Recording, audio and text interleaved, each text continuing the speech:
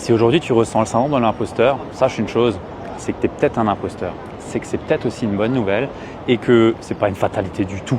Tout le monde ressent le syndrome de l'imposteur et ça à chaque palier.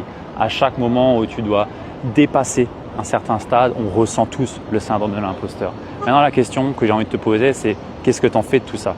Est-ce que tu vas te laisser limiter par ça ou est-ce qu'au contraire, tu vas dire « Ok, je ressens le syndrome de l'imposteur, c'est inconfortable, mais je vais avancer, je vais construire et je vais chercher à mettre de la clarté sur le chemin que j'emprunte. » Au plus tu as de clarté sur le chemin que tu empruntes, au plus tu as de certitude dans ce que tu fais et au moins tu ressens ce syndrome de l'imposteur.